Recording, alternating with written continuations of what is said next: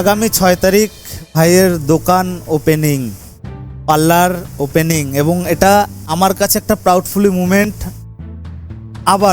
আবারও বললাম, কারণ এর আগেও হয়েছে এবং এখন আরও একবার।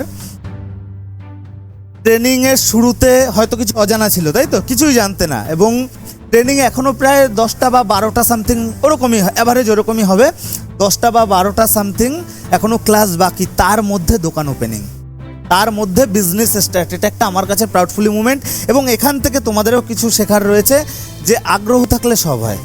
যাই হোক, ভাই একটু আগে করেছে, তোমরা হয়তো কদিন পরে করবে, ওটা কোনো বড় ব্যাপার না। কেউ একটু আগে করবে, কেউ একটু পরে করবে, কিন্তু তোমাদের কাছে, প্রত্যেকের কাছে আমি আশা রাখি যে এখান থেকে বেরিয়ে তোমরা দোকান করো, সেটা ছোট হোক। হ্যাঁ, একটা জিনিস হতে পারে কি, আমার কাছে ফাইন্যান্স নেই, আমি কিছুদিন, সেটা 6 মাস হতে পারে, 1 বছর হতে পারে, 2 বছরও হতে পারে, বা 3 বছরও হতে পারে, আমি অন্য জায়গায় কাজ করলাম, আমি ফান্ড জোগাড় করলাম, তারপরে আমি নিজের ব্যবসা, সেটা ছোট হোক বা বড় হোক, এটা আমি তোমাদের থেকে আশা রাখবো।